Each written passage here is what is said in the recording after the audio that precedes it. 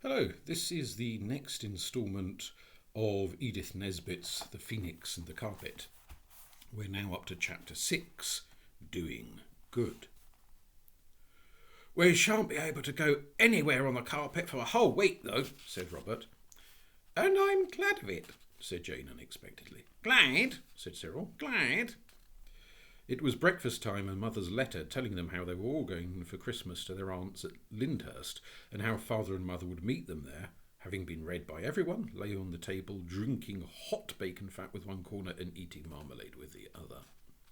Yes, glad, said Jane. I don't want any more things to happen just now. I feel like you do when you've been to three parties in a week, like we did at Granny's once, and extras in between, toys and chocks and things like that. I want everything to be just real, and no fancy things happening at all. I don't like being obliged to keep things from Mother, said Anthea. I don't know why, but it makes me feel selfish and mean. If we could only get the mater to believe it, we might take her to the jolliest places, said Cyril, thoughtfully. As it is, we've just got to be selfish and mean, if it is that. But I don't feel it is.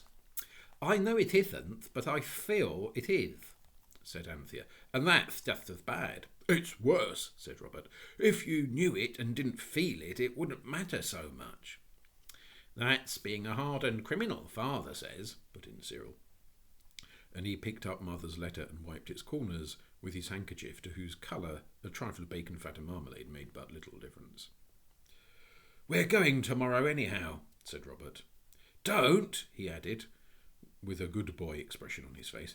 Don't let's be ungrateful for our blessings. Don't let's waste the day in saying how horrid it is to keep secrets from Mother, when we all know Anthea tried all she knew to give her the secret, and she wouldn't take it. Let's get on the carpet and have a jolly good wish. You'll have time enough to repent of things all next week. Yes, said Cyril, it's not really wrong. Well, look here, said Anthea. You know there's something about Christmas that makes you want to be good, however little you wish it at other times. Couldn't we wish the carpet to take us somewhere where we should have the chance to do some good and kind action? It would be an adventure just the same, she pleaded. I don't mind, said Cyril. We shan't know where we're going, and that'll be exciting. No one knows what'll happen. We'd best put on our outers in case. We might rescue a traveller buried in the snow like St. Bernard dogs with barrels round our necks, said Jane, beginning to be interested. Or we might just arrive in time to witness a will being signed. More tea, please, said Robert. And we should see the old man hide it away in the secret cupboard, and then after long years, when the rightful heir was in despair, we should lead him to the hidden panel and... Yes, interrupted Anthea. Or we might be taken to some freezing garret in a German town where a poor little pale sick child... We haven't got any German money, interrupted Cyril, so that's no go. What I should like would be getting into the middle of a war and getting hold of secret intelligence and taking it to the general, and he would make me a lieutenant or a scout or a hussar. When breakfast was cleared away, Anthea swept the carpet and the children sat down on it, together with the Phoenix, who had been especially invited as a Christmas treat to come with them and witness the good and kind action they were about to do. 4 children and 1 bird were ready, and the wish was wished. Everyone closed its eyes so as to feel the topsy-turvy swirl of the carpet's movements as little as possible. When the eyes were opened again, the children found themselves on the carpet, and the carpet was in its proper place on the floor of their own nursery at Camden Town. I say, said Cyril, here's a go. What, do you think it's worn out? The wishing part of it, I mean, Robert anxiously asked the Phoenix. It's not that, said the Phoenix, but, well, what did you wish? Oh, I see what it means, said Robert with deep disgust. It's like the end of a fairy story in a Sunday magazine. How perfectly beastly. You mean it means we can do kind and good actions where we are? I see. I suppose it wants us to carry coals from the cook or make clothes for the bare heathens. Well, I simply won't. And the last day and everything. Look here, Cyril spoke loudly and firmly. We want to go somewhere really interesting where we have a chance of doing something good and kind. We don't want to do it here, but somewhere else. See? Now then. The obedient carpet started instantly, and the 4 children and 1 bird fell in a heap together, and as they fell were plunged in perfect darkness. Are you all there?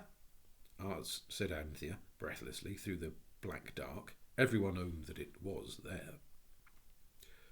Oh, where are we? Oh, how shivery and wet it is. Oh, ugh, I have put my hand in a puddle. Has anyone got any matches? Said Anthea hopelessly. She felt sure that no one would have any. It was then that Robert, with a radiant smile of triumph that was quite wasted in the darkness, where of course no one could see anything, drew out of his pocket a box of matches, struck a match and lighted a candle, 2 candles. And everyone, with his mouth open, blinked at the sudden light. Well done, Bobs, said his sisters, and even Cyril's natural brotherly feelings could not check his admiration of Robert's foresight. I've always carried them about ever since the Lone Tower day, said Robert with modest pride. I knew we should want them some day. I kept secret well, didn't I? Oh, yes, said Cyril with fine scorn. I found them the Sunday after when I was feeling in your Norfolks for the knife you borrowed off me. But I thought you'd only sneak them for Chinese lanterns or reading in bed by. Bob, said Anthea suddenly, do you know where we are? This is the underground passage, and look there, there's the money in the money bags and everything.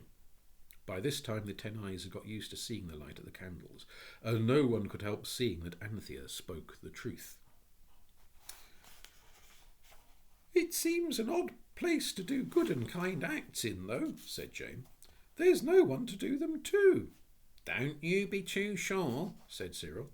Just round the next corner we might find a prisoner who has languished there for years and years, and we could take him out on our carpet and restore him to his sorrowing friends. Of course we could, said Robert, standing up and holding the candle above his head to see further off. Or we might find the bones of a poor prisoner and take them to his friends to be buried properly. That's always a kind action in books, though I never could see what bones matter. I wish you wouldn't, said Jane. I know exactly where we shall find the bones too, Robert went on. You see that dark arch just along the passage? Well, just inside there. If you don't stop going on like that, said Jane firmly, I shall scream. And then I'll faint. So now then. And I will too, said Anthea. Robert was not pleased at being checked in his flights of fancy. You girls will never be great writers, he said bitterly. They just love to think of things in dungeons and chains and knobbly bare human bones and... Jane had opened her mouth to scream, but before she could decide how you begin when you wanted to faint, the golden voice of the phoenix spoke through the gloom. Peace, it said. There are no bones here except the small but useful sets that you have inside you. And you did not invite me to come out with you to hear you talk about bones, but to see you do some good and kind actions. We can't do it here, said Robert sulkily. No, the bird rejoined. The only thing we can do here, it seems, is to try to frighten our little sisters. He didn't really, and I'm not so very little, said Jane, rather ungratefully. Robert was silent. It was Cyril who suggested that perhaps they had better take the money and go. That wouldn't be a very kind act except to ourselves, and it wouldn't be good, whatever way you look at it, said Anthea, to take the money that's not ours. We might take it and spend it all on benefits to the poor and aged, said Cyril. That wouldn't make it right to steal, said Anthea stoutly. I don't know, said Cyril. They were all standing up now. Stealing is taking things that belong to somebody else, and there's no one else. It can't be stealing if... That's right, said Robert with ironical approval. Stand here all day arguing while the candles burn out. You'll like it awfully when it's all dark again and bony." "Let's get out then," said Anthea. "We can argue as we go." So they rolled up the carpet and went. But when they had crept along to the place where the passage led to the topless tower, they found the way blocked by a great stone which they could not move. "There," said Robert. "I hope you're satisfied." "Everything has two ends," said the Phoenix softly, "even a quarrel or a secret passage." So they turned round and went back, and Robert was made to go first with one of the candles because he was the one who had begun to talk about bones, and Cyril carried the carpet. "I wish you hadn't put bones into our heads," said Jane as they went along. "I didn't. You always had them, more bones than brains," said Robert. The passage was long, and there were arches and steps and turnings in dark alcoves and things that the girls did not much like passing. The passage ended in a flight of steps. Robert went up them. Suddenly he staggered heavily back onto the following feet of Jane, and everybody screamed, "Woo! What is it?" "I've only bashed my head in," said Robert when he had groaned for some time. "That's all. Don't mention it. I like it. The stairs just go right slap into the ceiling, and it's a stone ceiling. You can't do good and kind actions underneath a paving stone." "Stairs aren't made to lead just to paving stones as a general rule," said the Phoenix. "Put your shoulder to the wheel." "There isn't any wheel," said the injured Robert, rubbing his head. But Cyril had pushed past him to the top stair and was already shoving his hardest against the stone above. Of course, it did not give in the least. "If it's a trap door," said Cyril, and he stopped shoving and began to feel about with his hands. "Yes, there is a bolt. Can't move it." By a happy chance, Cyril had in his pocket the oil can of his father's bicycle. He put the carpet down at the foot of the stairs, and he lay on his back, with his head on the top step and his feet straggling down among his young relations, and he oiled the bolt till the drops of rust and oil fell down on his face. One even went into his mouth open as he panted with the exertion of keeping up this unnatural position. Then he tried again, but still the bolt would not move. Now he tied his handkerchief, the one with the bacon fat and marmalade on it, to the bolt, and Robert's handkerchief to that in a reef knot, which cannot come undone however much you pull, and indeed gets tighter and tighter the more you pull it. This must not be confused with a granny knot, which comes undone if you look at it.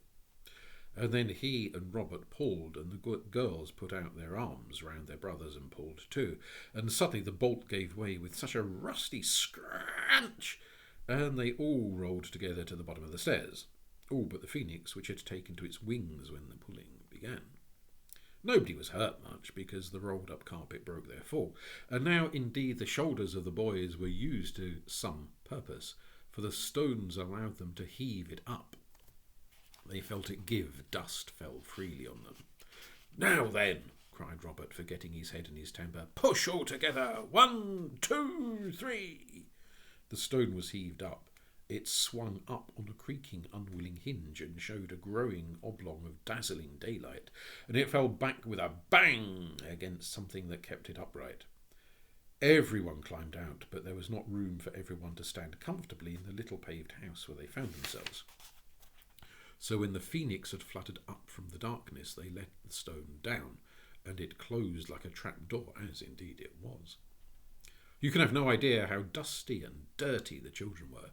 Fortunately, there was no one to see them but each other. The place they were in was a little shrine built on the side of a road that went winding up through yellow-green fields to the topless tower. Below them were fields and orchards, all bare boughs and brown furrows, and little houses and gardens. The shrine was a kind of tiny chapel with no front wall, just a place for people to stop and rest in and wish to be good. So the Phoenix told them. There was an image that had once been brightly coloured, but the rain and snow had beaten in through the open front of the shrine, and the poor image was dull and weather-stained. Under it was written, Saint Jean de Luz, priez pour nous. It was a sad little place, very neglected and lonely. And yet it was nice, Anthea thought, that poor travellers should come to this little rest-house in the hurry and worry of their journeyings, and be quiet for a few minutes and think about being good. The thought of St. Jean de Luz, who had no doubt in his time been very good and kind, made Anthea want more than ever to do something kind and good. "Tell us," she said to the Phoenix, "what is the good and kind action that the carpet brought us here to do?" "I think it would be kind to find the owners of the treasure and tell them about it," said Cyril. "And give it them all?" said Jane. "Yes, but whose is it?"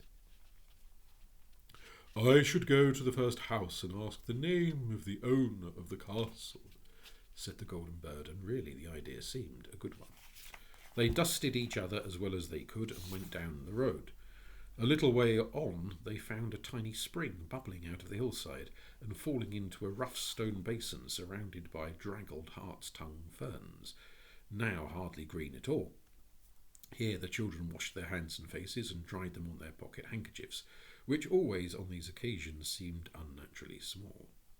Cyril's and Robert's handkerchiefs indeed rather undid the effects of the wash, but in spite of this the party certainly looked cleaner than before. The first house they came to was a little white house with green shutters and a slate roof. It stood in a prim little garden, and down each side of the neat path were large stone vases for flowers to grow in, but all the flowers were dead now. Along one side of the house was a sort of wide veranda, built of poles and trellis work, and a vine crawled all over it. It was wider than our English verandas, and Anthea thought it must look lovely when the green leaves and the grapes were there. But now there were only dry, reddish-brown stalks and stems with a few withered leaves caught in them. The children walked up to the front door. It was green and narrow. A chain with a handle hung beside it and joined itself quite openly to a rusty bell that hung under the porch. Cyril had pulled the bell, and its noisy clang was dying away before the terrible thought came to all. Cyril spoke. "My hat," he breathed. "We don't know any French." At this moment the door opened. A very tall, lean lady with pale ringlets like whitey brown paper or oak shavings stood before them. She had an ugly grey dress and a black silk apron. Her eyes were small and grey and not pretty, and the rims were red as though she had been crying. She addressed the party in something that sounded like a foreign language, and ended with something which they were sure was a question. Of course no one could answer it. "What does she say?" Robert asked, looking down into the hollow of his jacket where the phoenix was nestling. But before the phoenix could answer, the whitey-brown lady's face lighted up by a most charming smile. "You are from England," she cried. "I love so much the England. Mais entrez, entrez, tantôt, enter then, enter all. One esrays is street on the carpet." She pointed to the mat. "But we only wanted to ask—" "I shall say all that what you wish," said the lady. "Enter only." So they all went in, wiping their feet on a very clean mat and putting the carpet in a safe corner on the veranda. "The most beautiful days of my life," said the lady as she shut the door, "did pass themselves in England, and since long time I have not heard an English voice to repel me the past." This warm welcome embarrassed everyone but most the boys, for the floor of the hall was such very clean red and white tiles, and the floor of the sitting room so very shiny like a black looking-glass, that each felt as though he had on far more boots than usual and far noisier. There was a wood fire, very small and very bright, on the hearth, neat little logs laid on brass fire-dogs, some portraits of powdered ladies and gentlemen hung in oval frames on the pale walls. There were silver candlesticks on the mantelpiece, and there were chairs and a table, very slim and polite, with slender legs. The room was extremely bare, but with a bright foreign bareness that was very cheerful in an odd way of its own. At the end of the polished table, a very un-English little boy sat on a footstool in a high-backed, uncomfortable-looking chair. He wore black velvet and the kind of collar all frills and lacy that Robert would rather have died than wear. But then the little French boy was much younger than Robert. "Oh, how pretty," said everyone, but no one meant the little French boy with the velvety short knickerbockers and the velvety short hair. What everyone admired was a little Christmas tree, very green, and standing in a very red little flower pot, and hung round with very bright little things made of tinsel and coloured paper. There were tiny candles on the tree, but they were not lighted yet. "But yes, is it not that it is genteel?" said the lady. "Sit down, you then, and let us see." The children sat down in a row on the stiff chairs against the wall, and the lady lighted a long, slim red taper at the wood flame, and then she drew the curtains and lit the little candles. When they were all lighted, the little French boy suddenly shouted them, "Bravo, mon tante! Oh, que c'est gentil!" And the English children shouted, "Hooray!" Then there was a struggle in the breast of Robert, and out fluttered the phoenix, spread his gold wings, flew to the top of the Christmas tree, and perched there. "Ah, catch it then!" cried the lady. "It will itself burn, your gentle parakeet." "It won't," said Robert, "thank you." And the little French boy clapped his clean and tidy hands, but the lady was so anxious that the phoenix fluttered down and walked up and down on the shiny walnut wood table. "Is it that it talks?" asked the lady, and the phoenix replied in excellent French. It said, "Parfaitement, madame." "Oh, the pretty parakeet," said the lady. "Can it still say still of other things?" And the phoenix replied, this time in English, "Why are you so sad near Christmas time?"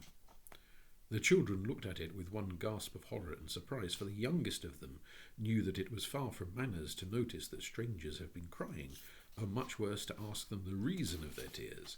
And of course the lady began to cry again, very much indeed, after calling the phoenix a bird without a heart, and she could not find her handkerchief. So Anthea offered hers, which was still very damp and no use at all. She also hugged the lady, and this seemed to be of more use than the handkerchief, so that presently the lady stopped crying and found her own handkerchief and dried her eyes, and called Anthea a cherished angel. "I'm so sorry we came just when you were so sad," said Anthea, "but we really only wanted to ask you whose castle that is on the hill." "Oh, my little angel," said the poor lady, sniffing, "today and for hundreds of years the castle is to us, to our family. Tomorrow it must that I sell it to some strangers, and my little Henri, who ignores all, he will not have neither the lands paternal. But what will you? His father, my brother, Monsieur the Marquis, has spent much of money, and it must, despite the sentiments of familial respect, that I admit that my sainted father, he also." "How would you feel if you lost a lot of money, if you found a lot of money, hundreds and thousands of gold pieces?" asked Cyril. The lady smiled sadly. "Ah, one has already recounted to you the legend," she said. "It is true that one says that it is long time, oh, but long time, one of our ancestors has hid a treasure of gold, and of gold, and of gold, enough to enrich my little Henri for the life. But all that, ma children, it is but the accounts of fays." "She means fairy stories," whispered the phoenix to Robert. "Tell her what you have found." So Robert, while Anthea and Jane hugged the lady for fear she should faint for joy, like people in books, and they hugged her with the earnest, joyous hugs of unselfish delight. "It's no use explaining how we got in," said Robert, when he had told of the finding of the treasure, "because you would find it a little difficult to understand and much more difficult to believe, but we can show you where the gold is and help you to fetch it away." The lady looked doubtfully at Robert as she absently returned the hugs of the girls. "No, he's not making it up," said Anthea. "It's true, true, true, and we are so glad." "You would not be capable to torment an old woman," she said, "and it is not possible that it be a dream." "It really is true," said Cyril, and I congratulate you very much." His tone of studied politeness seemed to convince more than the raptures of the others. "If I do not dream," she said, "Henri come to Manon, and you shall come all with me to Monsieur the Curate, is it not?" Manon was a wrinkled old woman with red and yellow handkerchief twisted round her head. She took Henri, who was already sleepy with the excitement of his Christmas tree and his visitors, and when the lady had put on a stiff black cape and a wonderful black silk bonnet and a pair of black wooden clogs over her black cashmere house boots, the whole party went down the road to a little white house, very like the one they had left, where an old priest with a good face welcomed them with a politeness so great that it hid his astonishment. The lady, with her French waving hands and her shrugging French shoulders and a trembling French speech, told the story. And now the priest, who knew no English, shrugged his shoulders and waved his hands and spoke also in French. "He thinks," whispered the phoenix, "that her troubles have turned her brain. What a pity you know no French." "I do know a lot of French," whispered Robert indignantly, "but it's all about the pencil of the gardener's son and the penknife of the baker's niece. Nothing that anyone ever wants to say." "If I speak," the bird whispered, "he'll think he's mad too." "Tell me what to say." "C'est vrai, monsieur, venez donc voir," said the phoenix. And then Robert earned the undying respect of everybody by suddenly saying very loudly and distinctly, "C'est vrai, monsieur, venez donc voir." The priest was disappointed when he found that Robert's French began and ended with these useful words, but at any rate he saw that if the lady was mad she was not the only one, and he put on a big beavery hat and got a candle and matches and a spade, and they all went up the hill to the wayside shrine of St. John of Luz. "Now," said Robert, "I will go first and show you where it is." So they prized the stone up with the corner of the spade, and Robert did go first, and they all followed and found the golden treasure exactly as they had left it, and everyone was flushed with the joy of performing such a wonderfully kind action. Then the lady and the priest clasped hands and wept for joy, as French people do, and knelt down and touched the money and talked very fast, and both together, and the lady embraced all the children 3 times each and called them little garden angels. And then she and the priest shook each other by both hands again and talked and talked and talked faster and more Frenchy than you would have believed possible. And the children were struck dumb with joy and pleasure. "Get away now," said the phoenix softly, breaking in on the radiant dream. So the children crept away and out through the little shrine, and the lady and the priest were so tearfully, talkatively happy that they never noticed that the guardian angels had gone. The garden angels ran down the hill to the lady's little house where they had left the carpet on the veranda, and they spread it out and said, "Home!" And no one saw them disappear except little Henri, who had flattened his nose into a white button against the window glass, and when he tried to tell his aunt she thought he had been dreaming, so that was all right. "It is much the best thing we've done," said Anthea when they talked it over at tea time. "In the future we'll only do kind actions with the carpet."